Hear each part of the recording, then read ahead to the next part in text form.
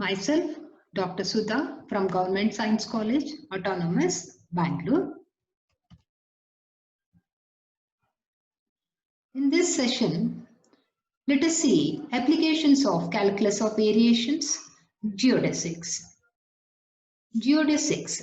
The history of geodesics is computation of shortest path on free form surface is an important problem in geometric design of ship hulls, robot motion planning, computation of medical axis transforms of trimmed surface patches, etc. The history of geodesic lines begins with the study by Johann Bernoulli, who solved the problem of shortest distance between 2 points on a convex surface in 1697. Johann Bernoulli is a Swiss mathematician known for his contributions to infinitesimal calculus and educating Leonhard Euler in the pupil's youth. Johann Bernoulli showed that the oscillating plane of geodesic line must always be perpendicular to the tangent plane. The equation of geodesics for implicit surfaces was first obtained by Euler in 1732. His attention to the problem was due to Johann Bernoulli. The prerequisites for this session is element of arc length in spherical polar coordinates, Euler's equation or Euler-Lagrange equation, that is dou f by dou y minus d by dx of dou f by dou y dash equal to 0, and the three particular forms of Euler's equation. To begin with, let us see the definition of geodesic. A geodesic on a surface is a curve along which the distance between any 2 points on the surface is minimum. For example, if we take any 2 points A and B on a plane surface, plenty of curves can be drawn passing through A and B. But the shortest distance between A and B is along this straight line, which is marked in red. Now let us see the geodesic on a plane. The shortest distance between 2 points in a plane is along a straight line joining them. Are geodesic on a plane are straight lines. So let us prove this. Let us consider XOY plane. Let y is equal to y of x be the curve in the plane XOY joining the 2 points P and Q, where P has the coordinates x1, y1 and Q has coordinates x2, y2. So this is the XOY plane, this is point P and this is Q and this is the curve passing through P and Q. And ds symbolizes the arc element. An arc element in a plane is given by ds is equal to root of dx square plus dy square. It can also be written as root of 1 plus dy by dx whole square into dx. Now the total length between P and Q is given by S equal to integral P to Q ds, which is equal to integral x1 to x2. x1 represents the x coordinate of P and x2 represents the x coordinate of Q. Root of 1 plus dy by dx whole square into dx. This is the substitution for ds. And this can also be written as integral x1 to x2 root of 1 plus y dash square dx. Y dash represents dy by dx. Now for a geodesic on a plane, the curve y is equal to y of x, the length between any 2 points must be minimum. That is, S must be minimum. That is, S is extremum. For S to be minimum, it must satisfy the Euler equation dou f by dou y minus d by dx of dou f by dou y dash equal to 0. Here f is equal to root of 1 plus y dash square. So f is root of 1 plus y dash square, which is independent of both x and y. Here within the integrand, you don't have any function containing x and y. Therefore, f is independent of x and y. When f is independent of both x and y, the Euler equation reduces to y double dash equal to 0. Now let us integrate y to obtain y. So y is equal to ax plus b, where both a and b are constants of integration. And this represents a straight line. So geodesic on a plane is a straight line. Now let us move on to the geodesic on a sphere. Geodesics on a sphere of radius A are its great circles, or the shortest arc joining 2 points on a sphere is the minor arc of the great circle passing through them. Let us prove this. For this, let us take the arc element, its spherical polar coordinates are theta phi, and it is given by ds square is equal to dr square plus r square d theta square plus r square sine square theta into d phi square. For this, let us consider the equation to the sphere with radius a and center at the origin, and it is given by x square plus y square plus z square is equal to a square. And this sphere can be obtained in this form where O the origin, and this is the x-axis, y-axis and the z-axis, and this is the length of the radius, that is A. Since radius is equal to A, the total derivative dr is equal to 0.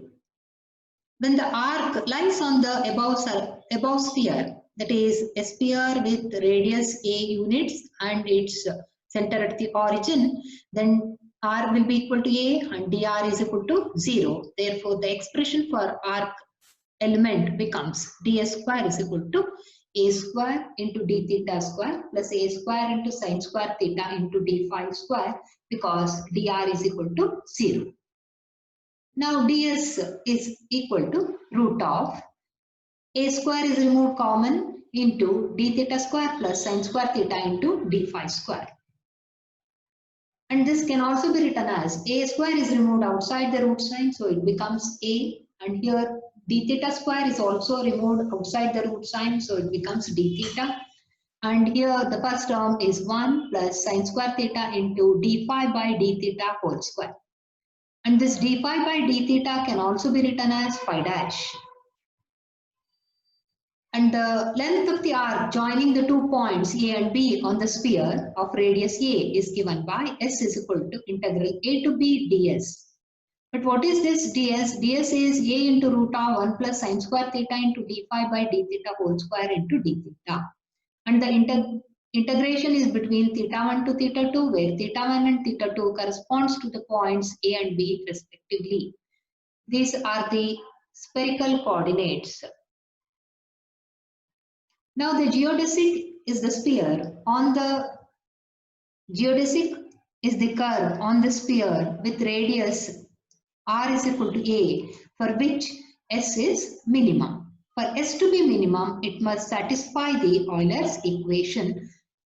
Here the variables are theta, phi and phi dash. So the Euler's equation becomes dou phi by dou f by dou phi minus d by d theta dou f by dou phi dash. Here theta is the independent variable and phi is the dependent variable. Now f is root of 1 plus sine square theta into phi dash square. And here we can see that theta and phi dash are there, whereas phi is missing. So this f is independent of phi. So which is similar to f independent of y. Therefore, the Euler equation reduces to dou f by dou phi dash equal to k, a constant. Now let us substitute the value of dou f by dou phi dash. That is, when you differentiate f partially with respect to phi dash, we get 1 over root of 1 plus sine square theta into phi dash square into sine square theta into phi dash is equal to k. On cross multiplication, we get sine square theta into phi dash is equal to k into root of 1 plus sine square theta into phi dash square. Squaring both sides and simplifying, we get sine to the power of 4 theta minus k square sine square theta into phi dash square equal to k square. Here let us solve for phi dash square. Phi dash square will be equal to k square by sine to the power of 4 theta minus k square sine square theta. Here if we remove sine to the power of 4 theta, and bring that 1 over sine to the power of 4 theta to the numerator, we get cosecant to the power of 4 theta, and 1 minus sine square minus k square into cot square theta. When cosecant square is substituted in terms of cot function, we get 1 minus k square into cot square theta. Phi dash is equal to k into cosecant square theta divided by root of 1 minus k square cot square theta. Phi dash is nothing but d phi by d theta. Substituting for phi dash as d phi by d theta and separating the variables, we obtain d phi is equal to k cosecant square theta divided by root of 1 minus k square into cot square theta into d theta. To obtain phi, we need to integrate this. Integrating, we get phi is equal to integral k cosecant square theta divided by root of 1 minus k square cot square theta d theta plus c, where c is the constant of integration. Let us evaluate this integral using substitution method. Let us put k cot theta is equal to t. On differentiating, we get minus k into cosecant square theta d theta, because derivative of cot theta is minus cosecant square theta equal to dt. But in the numerator, we have k cosecant square theta d theta. So k cosecant square theta d theta now becomes minus dt.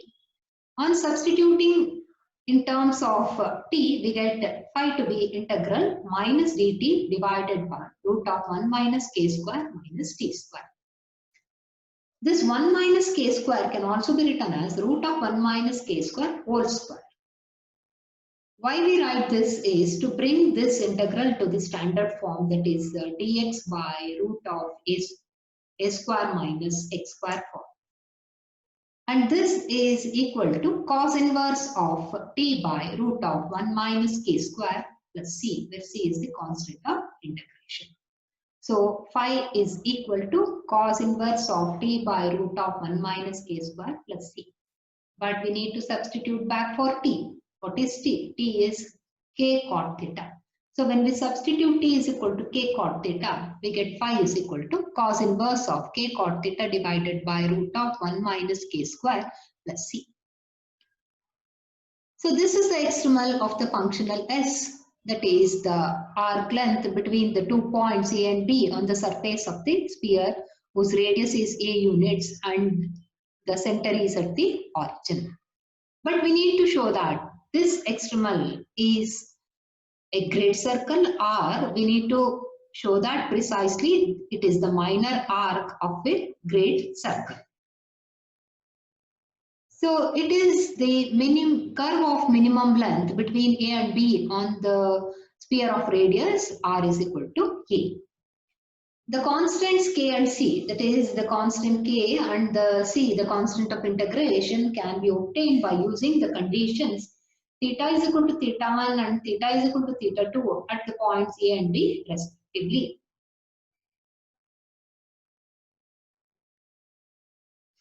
Now to show that the geodesic on the sphere of arc of great circle. So let us consider the extremal expression, that is phi is equal to cos inverse of k cot theta divided by 1 minus k square plus c. Shift that c to the other side, we get phi minus c is equal to cos inverse of k cot theta divided by root of 1 minus k square. So that can also be written as cos of phi minus c is equal to k cot theta divided by 1 minus root of 1 minus k square. This k by root of 1 minus k square is a constant, so let us substitute that to be some b, and we get cos phi of phi minus c is equal to b into cot theta. But the left hand side is in the form of cos of a minus b, so we can make use of the transformation formula, and we can write this as cos phi cos c plus sin phi sin c is equal to b into this cot theta can be written as cos theta by sin theta.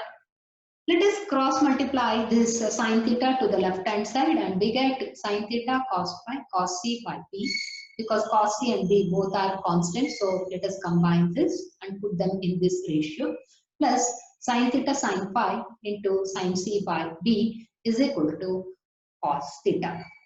Now let us multiply this. Before that, let us substitute this cos c by b as capital A and sin c by b as capital B, and we get A sin theta cos phi plus B sin theta sin phi is equal to cos theta.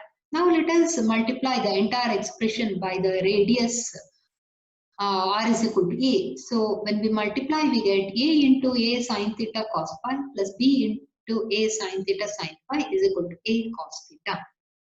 But we know that on a sphere of radius a units and having its center at the origin is given by x square plus y square plus z square is equal to a square, where x is equal to a sin theta cos phi, y is equal to a sin theta sin phi, and z is equal to a cos theta. So we get ax plus by is equal to z on substituting the value of x, y and z, which is the plane passing through the origin and the center of the sphere x square plus y square plus z square is equal to a square. So this is the plane equation which is passing through the center of the sphere, that is the origin. Thus, this ax plus by is equal to z together with the sphere x square plus y square plus z square is equal to a square represents the curve of intersection of the plane with the sphere. So these two together will give us the geodesic required. That is, this is the sphere, that is x square plus y square plus z square is equal to a square, and this is the plane, that is ax plus by is equal to z. So when these two intersect each other, because the plane is passing through the center of the sphere, that is the origin, we get the curve of intersection. This is marked in red, that is the circle whose center is at the origin. And such a circle is said to be a great circle, and it passes through the 2 points A and B. So if you consider this to be a sphere and these two are the points A and B, and this will be the circle, that is a great circle passing through the points A and B and having its center which coincides with the center of the sphere, that is the origin. So this will be the required geodesic on the sphere, that is, it is the curve of the great circle passing through A and B. And it is said to be the minor arc because whenever we consider a great circle and if we consider 2 points on that circle, there are 2 arcs. One is the minor arc, this is the smallest length between A and B, which is marked in red, that is the minor arc, and the other arc is from A, starting from A through U, through V and then back to B, and this will be the major arc. So minor arc will represent the shortest distance, therefore the geodesic on the sphere is the minor arc of the great circle. What are these great circles? Great circles are circles having centers coinciding with the center of the sphere. So this will be the sphere, this is the center which is represented by O, and these are the circles which are having the centers at the origin, therefore it coincides with the center of the sphere, therefore these circles are said to be great circles. Hope everybody followed the geodesics on a plane as well as geodesics on a sphere.